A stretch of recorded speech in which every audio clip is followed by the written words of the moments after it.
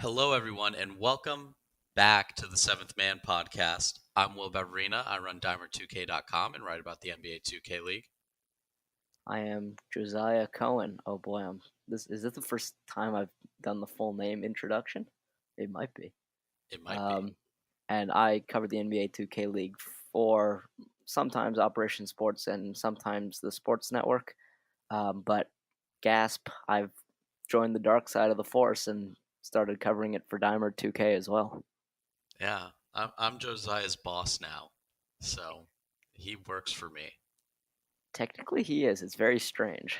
Yeah, it's great. That's not exactly how I would characterize it. But, uh, we're back for episode 11. You can check out all of our previous episodes on the YouTube channel, and we have the past few episodes on iTunes and Podbean as well. As always, want to thank everyone who has listened to any of the episodes so far. Support is always appreciated. We're back from a bit of a hiatus. We haven't done one of these since just before the finals, and that's pretty much my fault.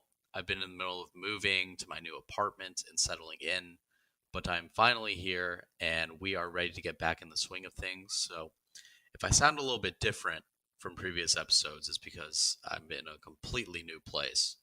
Uh, we didn't get to discuss the finals, Josiah, but it wouldn't be all that timely to do so at this point, and I don't really think we'd come to any sort of earth-shattering revelations about the finals. no, I don't think we would. I think the finals.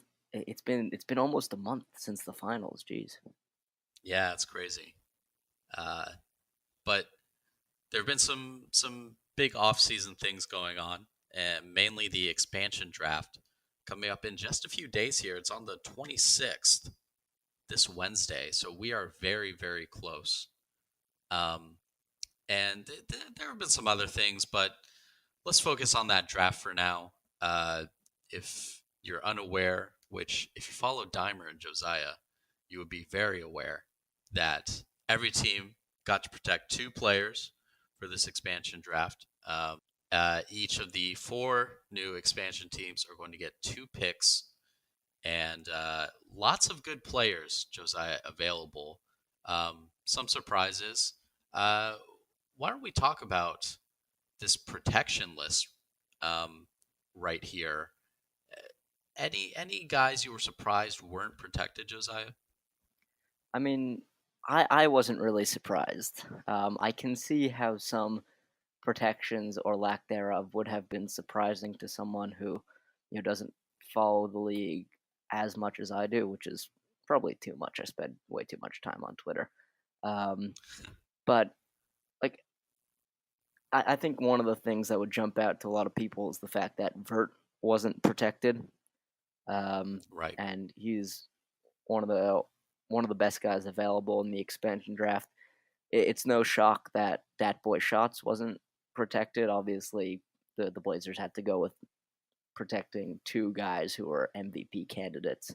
Um, so Shots is a great talent.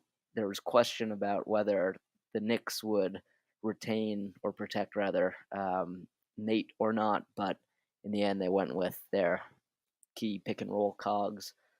Um, Nate is a phenomenal guy who is very likely to go in the expansion draft. Um, I think maybe people would have been surprised about the Magic, who had some tough choices to make.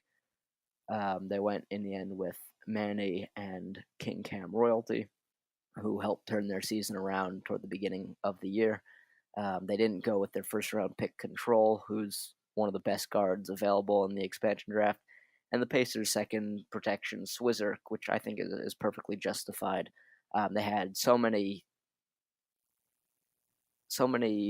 big men who could really you could just throw out two of them every game and they'd put up consistent production. So there's consideration about that. But other than that, not too many shocks to the world about the expansion draft protection list.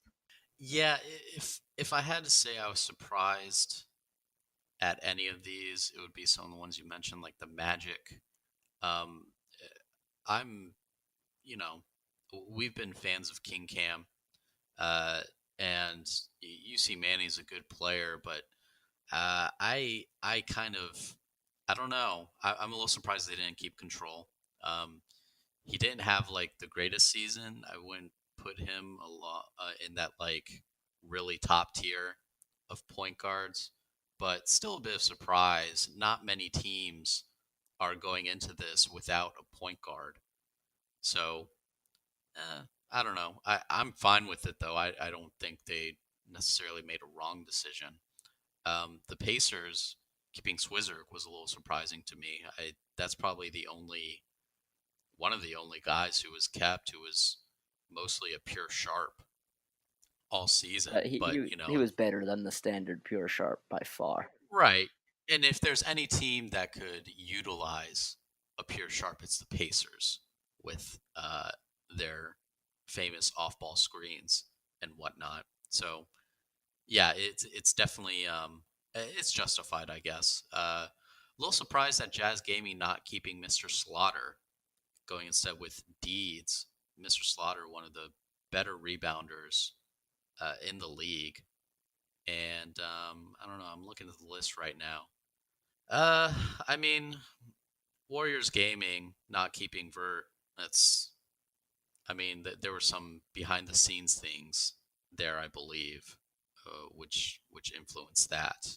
Well, Will Um, Beverina, NBA 2K League insider. yeah, I keep up, but uh, some other ones that were really close to me is Kings. I think especially keeping Cook and Colt, leaving fourth overall pick Moody unprotected. I think the Grizz Gaming was. I would say it was probably might have been close between Universal Phenom and D Double because D Double really came on at the end of the season there, and I think he was pretty good for them at center. Um, but yeah, I mean, overall, not too many surprises. We kind of knew for most of these teams what was going to happen going in, and no matter what happened, there was going to be a really great pool for this expansion draft. Yeah, yeah, and we even broke some of the protections ourselves. Yes, we did. Follow Follow Dimer, Dimer. follow Josiah. Um, yeah, definitely a lot of good pieces for the expansion teams to capitalize on. I don't think that there are. I don't think that all four teams are going to walk away with two franchise cornerstones apiece.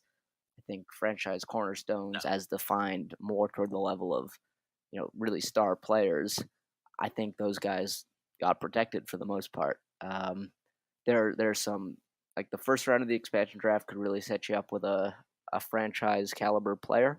But my personal thinking is that it's not the end of the world if you wind up taking a really good and proven role player who will fit in well with your team and be able to build sort of your team identity along with a guy can fit in anything. This way you're not constrained to drafting very precisely in the entry draft. You're able to really more expand your team style and your options based on who's available in that. So I think, not every team needs to come away with two franchise cornerstones, and thankfully there are a lot of really, really good role players available. yeah, franchise cornerstone. I agree with you in that we're talking like MVP candidate caliber talent, which maybe there are like a couple of handfuls of those guys in the league. And there's plenty to be said about, some of these guys didn't, in the right system, maybe they could do that. I think the leading candidate for that would be Shots, who obviously became a third option in Portland. But maybe if you put the right system around them and really built around them, maybe. But that's a lot of ifs. And uh, as season one proved, it's difficult to maximize talent for some of these teams. And you're talking about these expansion teams. We saw the difficulties in season one of teams trying to find the right coaches, the right managers who know how to maximize that talent. And I think these expansion teams are having a little trouble with that already, as we're 3 days away from the expansion draft, Josiah, and the Lakers and Timberwolves are completely quiet when it comes to who's drafting for them. So could there be expansion or could there be franchise cornerstones? Yeah. Do I think that any of these guys is really going to emerge as an MVP candidate in season two? Maybe a couple, but that doesn't mean that you're not going to be pretty well positioned to select two good guys and then really fill out the team in the entry draft. And expansion teams can absolutely make the playoffs. So we'll see how it works out. Yeah, I very much expect expansion teams to fall out more toward the NHL side of expansion. You know, the Vegas Golden Knights made the Stanley Cup Finals in their first season in the league, and yes, I will of course mention, And who did of they will of lose to? course concede that they Sorry. were defeated by the victorious Washington Capitals. Blah blah blah. Leafs next 5 years, 4 Stanley Cups, calling it right now. Um, no, Yeah, it's that's not not happening, happening. but I could go for one or two. Um, no, but all of which is to say, I think the expansion teams will be in a very good place, especially if they make smart hires. They're getting two, second round ish picks right here, as well as respectable middle of the round picks in the entry draft. And they'll also be able to learn from a lot of mistakes that teams in season one made. And that's, none of the season one teams really had a blueprint. Now, the season two expansion teams have a sort of blueprint and they know what works and what really doesn't work. So, yeah, they'll have to institute the right system, Well, that's but it's, I'm oh, sorry to interrupt. interrupt, but I mean that's assuming that they have guys who recognize that there's a blueprint out there, which I don't know if the Lakers and Timberwolves have someone No, like that the, right the now. Timberwolves, at the very least, are incredibly desperate at the moment. Um, and the Lakers have been unlaker like and silent, but they, look, on the one hand, yes. On the other hand, though, a few teams were able to find success by drafting from an analytics perspective and then hiring a 2K community guy, basketball guy, coach after they had drafted their players. The 76ers spring to mind. Um, 76ers. right. So Yeah. so there is a way to make it work. I think it's better to have the community guys who do know what's up and who, do know sort of the chemistry and intangible things pertaining to players that analytics wouldn't show. But it's not quite the end of the world to not have a community guy drafting for you at the moment. But I think teams would be much better off if they did. Yeah, the Nets, of course, hiring OG King Kurt, founder of the MPBA, the top pro am league out there right now, and Nick Gartrell, also a community guy, and the Hawks Talent GC picking up Jonathan Raber as a draft consultant. Of course, the uh, former, current, is he still going to do that? Former NBA 2K League staff writer? He's certainly I don't not know what's doing it going on with that. now. But I don't know. I think it depends whether or not the Hawks decide to stick with him or he decides to stick with the Hawks beyond the expansion draft. Yeah. So I'd imagine those two teams are in pretty good position to really do something. And like I said, you can absolutely make the playoffs. And once you make the playoffs, anything can happen, as we saw with the 8th seeded Knicks winning it in season one. The So Knicks are really helped by the expansion draft format because they won't lose both Nate and Idris. right, it's I mean, it's kind of crazy. Like I know they won the championship, but they were 5-9 still, and they probably have more expansion draft candidates than any team right now. It's two guys you would definitely put up there in Idris and Nate, and they'll be happy to keep either one of those. Yeah, So and for those wondering, yes, of course, the Knicks will bring back Let's Ball Up. There's no question about that. They're just taking things Yeah, slowly, and they're not rushing like the 76ers or Celtics did. right. But So, he'll be back. No worries. yeah, I'd imagine. Um, but you kind of formulated a lot of these thoughts, Josiah. You had a mock draft of your own, which you can find on dimer2k.com, of course. It's interesting. Uh, why don't you go through your thought process, which I guess I should say this wasn't just your list of the top 8 available players. You were trying to kind of predict what teams would do. Walk us through your thought process on this mock draft. Right. Because it's not necessarily the top 8 players available, because then the Knicks would be in big trouble. Um, Yes. Certain players might not be picked. But I was trying to get a sense of what I thought teams would do, and mostly that focuses on skill, but it also has a lot to do with narrative, because you know, looking back, I'm not certain that the Mavericks would have drafted the way they did if they weren't also concerned about narrative. Um, you know, they Hmm. they wanted to get the number one pick in Dimes, the most famous NBA 2K player out there, or 2K League player out there. Some YouTubers are much more famous, but they also wanted to get the international guys, and you know that cost them a lot of early preseason practice time. So I tried to get it in the heads of what I thought teams might do. Shots going first is pretty straightforward and explanatory. He's the best player available. He was a third option who still managed to produce very well for Blazer 5 in their great season.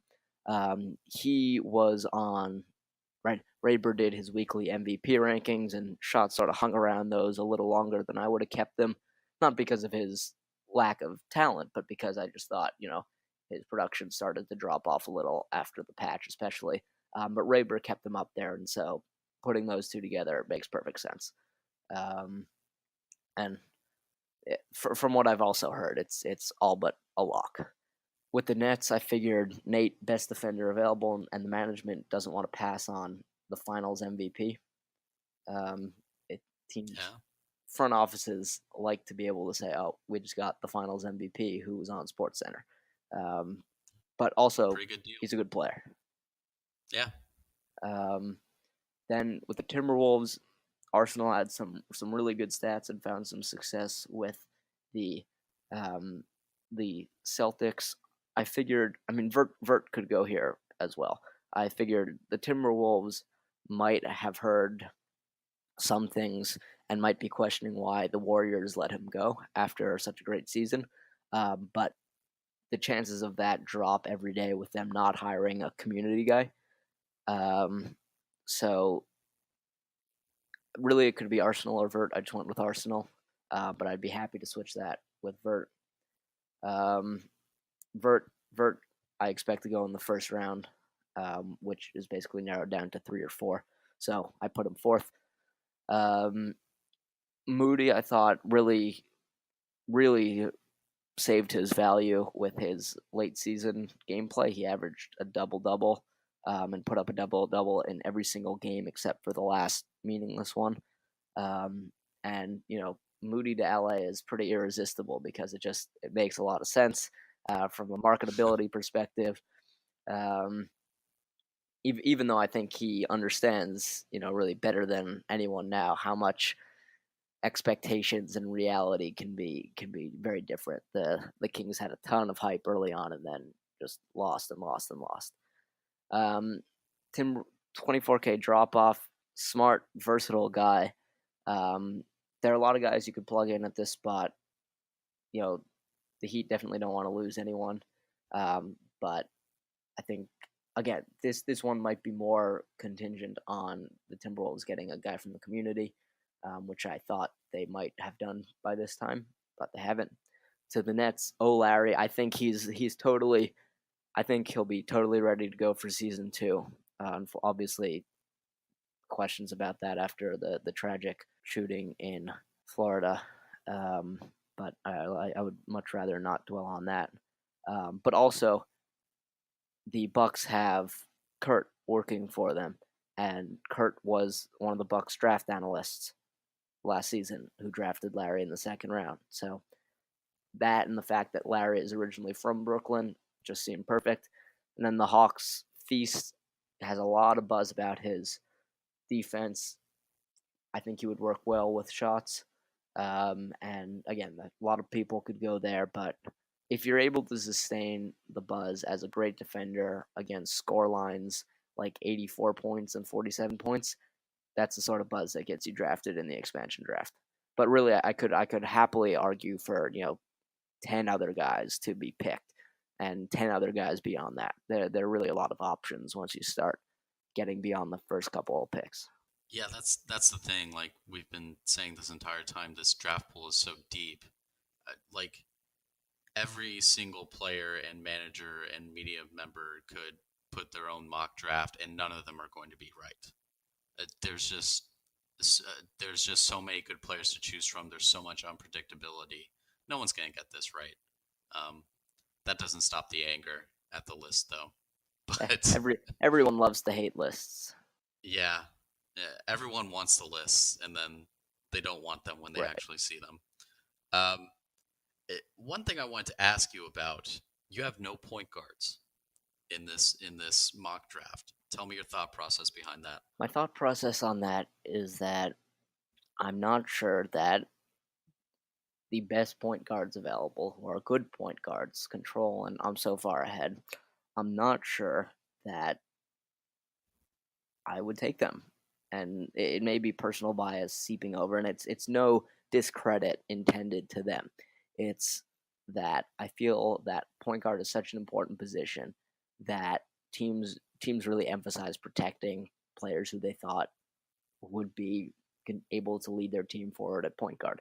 And I think we might get a lot of really good point guards coming in through the entry draft, and teams will want to forge their own identity through the selection of that particular point guard. The top point guards were protected, and so if you're looking to get a top point guard, that's more likely going to happen through the entry draft than through the expansion draft.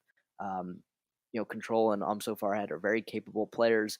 Their schemes didn't always fit their particular talents, but I think this is just such a big man and forward heavy expansion draft that if you're looking to find top players, that's the area you're going to find them, and you're not going to be able to unless they trust their own judgment so much already at this point. I think the big men are just proven beyond the point guards in their capacity to perform on the court.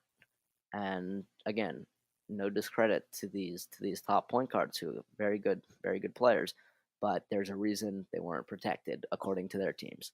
So that weighs heavily on the mind of others. So, what I can gather from this is that we kind of agree with what we would do if we were running an expansion team, which we aren't, but we would go for these wings and go for these bigs and pass on the point guards until the entry draft. That's what you would do, right? Yeah, that's what I would do. Um, it depended which team I was drafting for, because I think the Hawks and the Lakers at 1 and 4 respectively should be looking at different things. The Hawks, I think, really lucked out with getting the number 1 pick. I would go with the point guard in the entry draft, and try to get big men who I know can work with a less tested point guard and really be able to bring him up to speed. Right, and this is why I think Moody is a very viable pick, because he all of a sudden turned around and started playing with a point guard who hadn't played point guard much before in Worthing Colt, and they were a capable pick and roll tandem, and Moody really exploded when Colt's departure from the paint freed up Moody to grab rebounds and score down low. So I think if you can get a guy like that, that'd be very helpful. Um, but obviously, that being said, that does assign Moody certain limitations where you might not want to take him if you have another big high up on your board. But I would I would try and maximize the talent available to my team. and so I would probably get the good bigs now, and then try and find a point guard gem in the first round.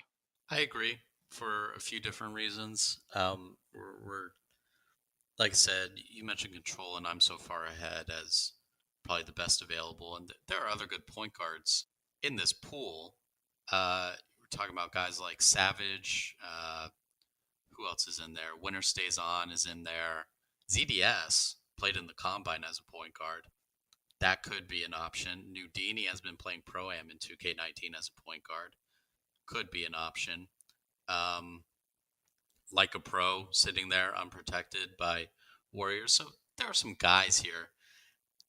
That being said, you made this point that if I would, even I'm so far ahead in control, I would kind of rank somewhere in the middle when it comes to stacking up against the other league's point guards. So they're kind of average point guards in the league to me. Um, and of course, if they were any better, they would have been protected, right? Because point guard is the most important position in 2K19. So if I'm drafting an expansion team, I'd rather have, a good big and a good wing, or two good bigs or two good wings, than I would rather have a good wing or a good big and an average point guard. Because there are some really good guards in Pro Am right now, and we don't know what the entry draft pool is going to be. But there are some guys with high ceilings.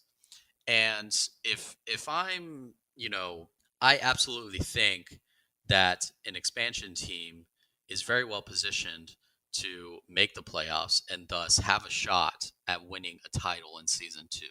So if we're talking about the most important position in the game, I would also want to be able to judge my point guard based on what they have done in 2K19 and get a glimpse at what they have done in the combine, which will be the closest thing we'll see to the league build, because 2K19 is a very different game from 2K18, and thus the season 2 league build is going to be very different. So if I'm drafting a point guard, I'd rather see what they've done on the new game and see what they've done in the combine on a pseudo league build than I would want to draft a guy based on what they did in a previous build. And we're not even a month into the new game, Josiah. So there's not a lot of judgment to be had about how good I'm so far ahead or Control is or Savage is at 2K19, right? Does that make Yeah, I sense? think that's a very good point. I would actually distinguish Savage from the other two, because he got fewer reps than the others in the league. Control basically started every game, as did so far ahead. But Savage also showed that he was not only competent at point guard, but also competent at power forward, and even earned himself a spot in the starting lineup in the playoffs. I thought he was good. He might not be as good or as proven a point guard as the other two, but I think he's a bit more versatile than Control and so far ahead showed themselves to be. Um, but I do like your point. Yeah. I do like your point. And I'd rather, I think there are translatable skills across game to game, talking about defense especially, and shooting, things like that, which usually translate from game to game. We don't know how a new game will affect a point guard's game. And, all these guys are good, right? They're obviously the best of the best, and they're going to continue to be good at the game no matter what the game is, and they'll adapt to the patches and everything. But there's just a lot of uncertainty, because I'm so far ahead and Control could be maybe slightly worse at 2K19 than they were at 2K18. So, but you won't know that. And if you draft them a month into the new game, you're kind of taking a little bit of a gamble on that. And, they could end up being a lot better on 2K19. It's just, eh, I'm just swinging for the fences if I'm running an expansion team.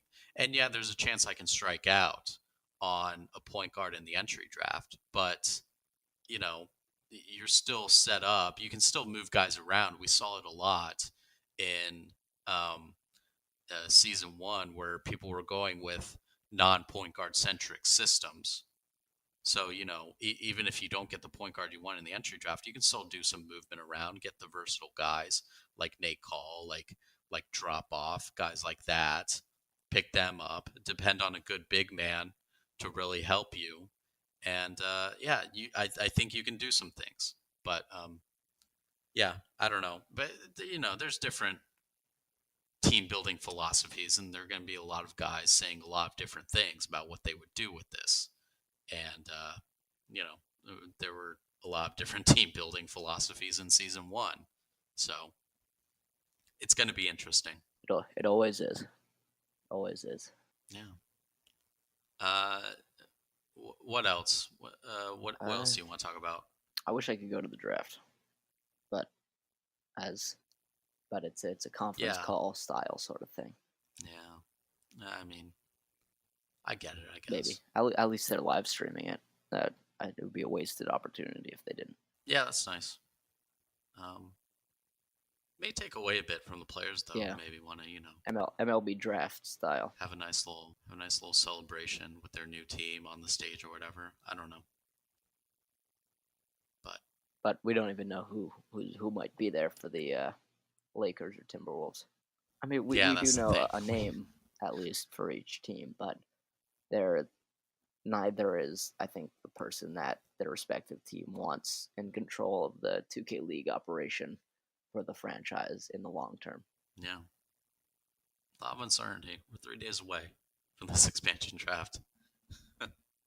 So, could see some names that no one has mentioned being taken here. Or, they just go with whoever has the highest points per game. Right? We could see teams deciding to take in the second round whomever their first round pick wants taken. Yeah. I mean, some teams did that in season one. So it kind of worked out for some of them. So, well, didn't work out too well for the Kings. The Kings are a special case. Didn't work out for the Warriors, who seem to be just taking the highest points per game guys. Okay, but it worked out for the Blazers. That's true. I don't know. Blazers. I don't know. I still find it remarkable that the top 4 picks all missed the playoffs, and then the 5, 6, 7 picks were all MVP candidates. Yeah. Well, season 1 just showed us how important front offices and coaches are. Yeah. And I don't know. Some of these expansion teams seem to take it seriously. Some stuck in the mud. Yeah. I mean, I'm not sure. I'm not sure exactly when their expansion bids were approved, so I don't know exactly how much time they had between getting approved so as to be able to really focus on it and being able to, or if it was, if they got approved, the week before the league announced it, and then I had to start scrambling. When was it announced? It was like no, July it was August. It was middle of August, either August 15th or August 22nd or something. It was a Wednesday. It was during the season. I think it may have been the week before the finals. It was either the week before the playoffs or the week before the finals. But I'm pretty sure the Nets knew beforehand because they, as Nets Daily pointed out, they trademarked Brooklyn Gaming. Okay, yeah, it was August 15th. Fun. It was August 15th. That was a fun day. So they had a little over a month to get their stuff together, which, is a little tight, but to have nothing at this point is not good. Nope, not good at all. All right. Well, is that it? Is that everything? I think that's it. All right. Short one today. Yeah. Gotta go watch some football. Yeah, definitely. It's 1:10 p.m., so I'm already missing my Redskins right now. And my Giants. For better or for worse. All right. Josiah, tell the people where can they find you. Find me on the Twitter at Josiah Cohen 13. Wow. New handle. This is a podcast of firsts for me. Yeah. And also follow at Dimer2K. Yes. That's the big one. Follow me at Will Beverina, and follow Dimer2K. We're doing some stuff, folks. I mean, we're pumping out content. So, Shout and out JA. yeah, J.A. Adonde retweeted us Yeah, yesterday. yeah, I was so psyched when I saw that was pretty awesome. that. Making making moves. Yeah. So follow us. We're close to 1,000 followers, which I'm very excited about. Um, so yeah, follow Josiah for the breaking news.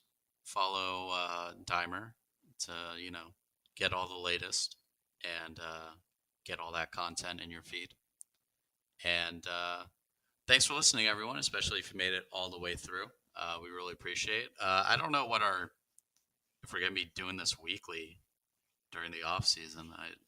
I don't know. We'll probably do one next week after the expansion draft. Yeah, I would imagine. yeah. TBD in general, though. Yeah. Uh, we'll see how it We'll goes. figure it I out. guess it just. We'll figure it out when things are less hectic. Yeah. Exactly. All right. Thanks for listening, everyone. See ya.